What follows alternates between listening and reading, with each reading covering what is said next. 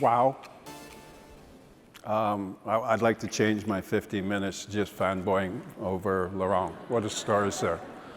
What a human being. It's been an interesting year since we last met here. And as I've gone around talking to different payment ecosystems around the world, this discussion around technology has come out time and time again. And it threw me back to a couple of quotes that I remember back from the mid-2010s. And I found myself going down this rabbit hole of questioning things. And I'm going to share those thoughts with you because I got to get them out of my head. They've been there for almost 9 months now. The end of tech companies. They're just companies now. That was written in a blog by a guy called Rob Thomas. I don't expect you to know him. Back then, he was working in software. He ran our analytics group. I got to know Rob about 12 years ago. And when he wrote this piece, I had the chance, he was up visiting some of our clients, and I said, it's kind of an aspirational statement. Help me understand what you're thinking. And then I kept going back to this last year. This is the end of tech companies. The era of tech companies is over. There are only companies steeped in technology that will survive. That was the line he wrote 8 years ago. And it was aspirational back then, and I started getting the feeling that that aspiration might be realized. So I went looking for data to support that. S&P 500 companies, market caps over the last 24 years. The last century was about manufacturing and oil. We ended that century by saying, hey, the 21st century is going to be all about data. And it was a trope we all said out loud in conferences like this. It didn't really look that way at the beginning of the millennium, though. Microsoft was there. It's not the Microsoft we know now, folks. Microsoft made a ton of money in the last decade of the 20th century on personal computing and Microsoft Windows. They are not the company they are now, but they were the biggest company we had out there. Followed by General Electric, who had been dominant in this thing for an entire century. Followed by Cisco, who sold all the routers for the internet and the e-commerce boom. Followed by Walmart, because we always got to buy groceries. It was a pretty anodyne decade. You move forward 10 years, our number one company is ExxonMobil.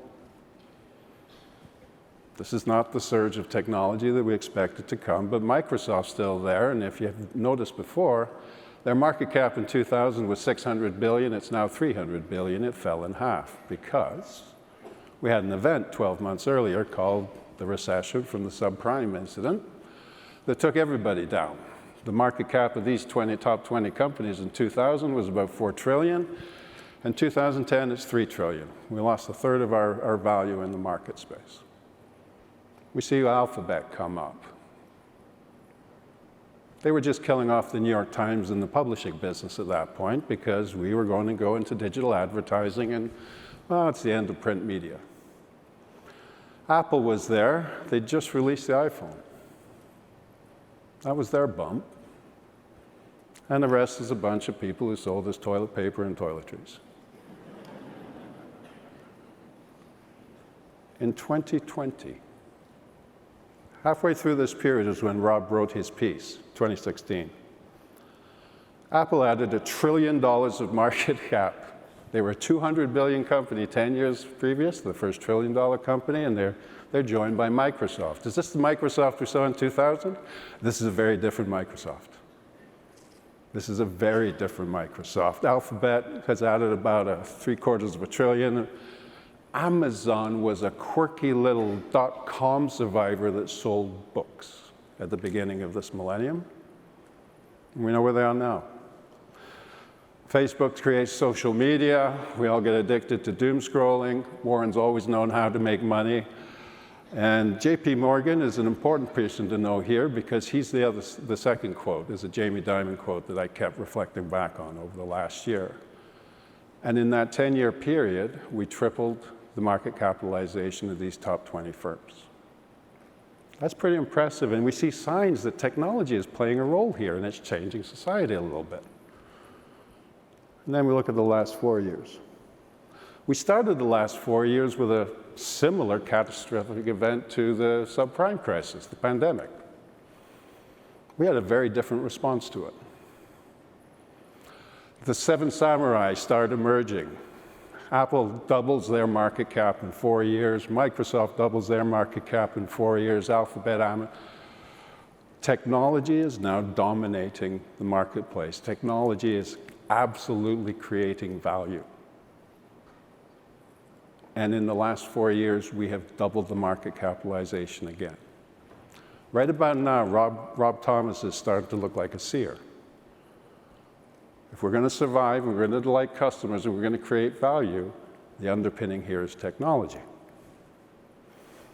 We've also changed our narrative. When I went through business school, there was nothing about technology. At the start of the century, there was maybe a little piece in it. If we had a CIO, they generally reported to the CFO. And the narrative was technology could be a useful enabler of the business. And what we've seen in just the last 10 years, that's nonsense. And we're back to supporting Rob's point. Technology is the business. And this is the message I've heard from our ecosystems around the world consistently and persistently for the last year. I got to put a Canadian slant. This eventuality was forecast 60 years ago in 1964 when Dr. Marshall McLuhan said, "The medium is the message." Hands up, any of you who are unfortunate enough to be old enough to remember that, and how many of you understood it? What got lost in that, it's a huge disservice that that's what he's remembered for. Because 3 years later, working with his buddy, Father John Conklin, out of the University of Massachusetts, they wrote this. This is 1967. The same year, they jointly forecast that the internet would arrive one day. We shape our tools, and then our tools shape us. I just got back from a trip to London, and where I did something for the first time in 10 years. I took a cab, because London cabs are cool, they're fun. It's a great experience. For the last 10 years, I've Ubered. The entire trip was done through Airbnb. We expedited the tickets, we got around London in its crazy roadmap structure with Google Maps. We found places to go and things to do on Yelp. We shape our tools shape us.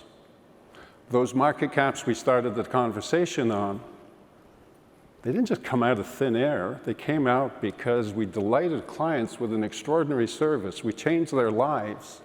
We added value to them. And at the same time, we got fat, rich, and happy. We shape our tools, and then our tools shape us. How many of you, by show of hands, are wearing a smartwatch, a Fitbit, a Halo ring? Carrying an iPhone? How many of you close your rings every day? How many of you know your steps, your heart rate? How many of you did that 10 years ago? We shape our tools, and then our tools shape us. If we're doing this in life, it goes to business because we are humans and we participate in economies. Rob was right. The second quote was from Jamie Dimon. So I go to Google to try and find the quote, because I knew the quote, and it was around about the same time, 2015. He said, "We're a technology company with a banking license." Here's the irony. I couldn't find the quote, but I found a guy who worked for him who reaffirmed my belief that, yeah, he actually did say this. But I learned something along the way with the Google search. There's about 100,000 other hits from bank CEOs around the world and technology providers who support bank CEOs around the world using the exact same line. So as long as Rob was talking about the general world and technology in it, our industry has been talking about this too. It's been our aspiration. Here's the bit that started to get a little weird for me, is that if we were truly technology companies with banking licenses, wouldn't we be seeing the market capitalizations that the Amazon alphabets have done? Because we're not. So look for some data. This is from the Institute of Business Value. It's the internal IBM analyst group like Forrester. The box at the bottom is total spend, operation spend for banks with assets greater than 50 billion. You go back to 2007, it's about $1 trillion. You go to 2022, It's $1.4 trillion. But basically, for the last 10 years, in this incredible explosion of value through technology, it's been flat. In fact, it declined. That's the green line. It went from 6% of total expense, declined down to 4 dot something. Only at the pandemic, it bumped up. It grew by 60 basis points over 15 years. The top line is workforce expense. That grew by 500 basis points. So while the world is building technology to delight us and change our lives, our industry is spending less and less on technology and more on people. That seems a little bit wrong. Same study pointed out the rate of change in commercial banks. During the pandemic, we around the world shut 40% of our branches down for health reasons. Now, there's a couple there in green where actually grew, India, Argentina, and Russia. The reason why is pretty simple. They didn't have a banking infrastructure. They're largely cash, and they had to actually create some places for people to start transacting. The developed economies around the world, Italy and Germany, both shut down. They shut them down during COVID, and they kept them shut. Australia kind of did the same thing, a little bit less in the States. Britain, Canada, 4%. That's not to pick on banks, but that's a measure of how we are transacting in a digital world where we converted 7 billion people on the planet to be digital citizens during COVID. We're not changing and reallocating the physical capital into technical capital. There's a reason to do this, though. The data on this slide is a combination from Harvard Business Review and Forbes. And they come to the same conclusion that tech companies are 40% more productive than companies in every other industry. Why? Capital allocation is number one. And it's pretty simple. More tech, fewer bricks. If you're going to be a technology provider and delight customers, you have to put more money into technology. They have a very different approach to product. There are product managers at all those tech companies, but the lead of it is the experience manager. Product management is a configuration management function. The focus is on the experience and how I can delight all of the stakeholders within the transaction together. They also have a predilection to build over buy. And my apologies to all of us who sling software and hardware at people, but technology companies don't buy technology and convert it to their use. They build technology. They have a very different go-to-market strategy, which we've seen with all of those 7 samurais. Go get volume. We'll optimize for profits later, because you just can't get in the way of a good idea when 7 billion people are hungry for a digital transaction that will delight them. They have very different work habits and tools, and as we look and we think about putting this on our industry now, this may be the biggest challenge. They work assiduously to get rid of organizational drag of meetings to inform people, to do this, to do this, to do that. They work hard to take that out, so all the energy is on creating the offering. Insight beats hierarchy. Yes, there's hierarchy in tech companies. They don't always win the battles. Smart ideas by smart people will also win out at those tables. They drive to milestones. We know this from the Glassdoor reviews, that there is a very vocal, but actually a minority of people coming out of tech saying it's a hellhole, they drive us 70 hours a week, and so on. Technology companies think of these people as pures. Previously undetected recruiting errors. The vast majority of technologists stay in technology, and what they do is move to another technology company. They don't exit out from Google and then go and work for JPMC. They exit out of Google and go work at Amazon. It's a cycle that's been identified for about the past decade. They have different talent. Now, I would assume that Google had all the smart guys. Forbes pointed out in a study last year, tech companies as a group have about 14% rock stars. The rest of us, we have 13%. It is not a meaningful difference. What the difference is how they deploy it. We take superstars, we make them leaders, and we peanut butter them across all of our organization, and we try and leverage them to manage a big number. What tech companies do is take all the talent and then they put it on the single biggest challenge or the single greatest opportunity, and good meets with good, and they create great, and one equals Uber. It's a very different approach. They celebrate geekery. They have tech career paths. We generally hire engineers out of Waterloo. We pay them 75 grand a year, and after 5 years, we make them managers. Starting salary for a Google engineer is 150,000. After 3-4 years, they have a range of 350 to 500. After 10 years, if they've survived and they're thriving, they're still engineers. They're still building product, and their salary range is 800 to $1 million. How many of you guys are paying developers $1 million a year? We don't.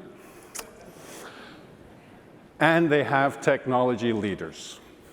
And this is another thing that's going to be hard to change, but the vast majority of very successful technology companies are led by technologists, not MBAs, not business grads. They're led by technologists. And they instrument everything. I saw this on the same trip to Europe last week. You're all familiar with the Uber experience and what that looks like, and it's awesome, and you get to see your car and so on. There's an entire app for the driver. And my driver is sitting at the stoplight saying, okay, so far this week, 706 euros, I've done 4,203 kilometers. There's an entire instrumentation for the driver. There's an entire instrumentation for the company. That kind of built-in engineering is what they do naturally as part of the experience. We tend to put it as an overlay after the fact. And that's the difference between the products and how much they get and how we get to 40% productivity. I'm about to run out of time. What is our motivation to start this journey now? On the left is the FUD, on the right is the optimism. You choose the hat you want to wear, folks. We have an enormous technical debt in our industry. It's about $3-4 billion estimate for the average DSIB right now. And we can take a technologist approach to that and cut it in half, or we can do what we've done in the past. Productivity is stalled in our industry too. We've been knocking 0.5, 1 percentage point off a year, a quarter.